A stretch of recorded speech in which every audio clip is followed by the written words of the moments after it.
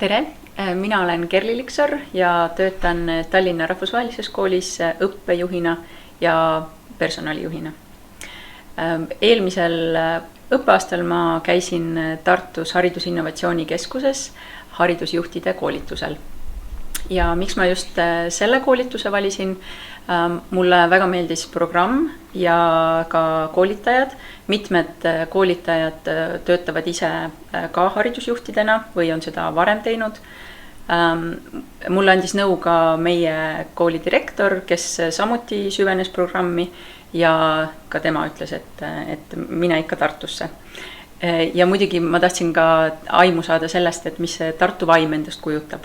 Ja kohe, kui ma Tartusse jõudsin ja tulin Hurda tänava peatuses siin Haridusinnovatsiooni Keskuse lähedal maha, siis ma armusin Tartusse ja juba see lõhn, mis siin on nii eriline. Aga mida ma sellelt koolituselt sain? Palju praktilisi näpunäiteid, seda, kust leiab igasuguseid seadusi ja eeskirju, mis on olulised koolielu juhtimises, kuidas suhtub siis praegune hariduspoliitika erivajadustega laste haridusse kaasamisse.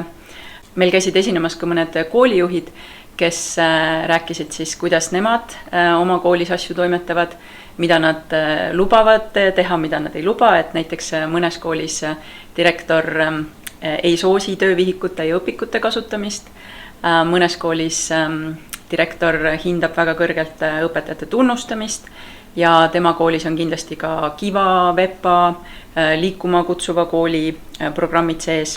Miks ma soovitan seda kursust teistele?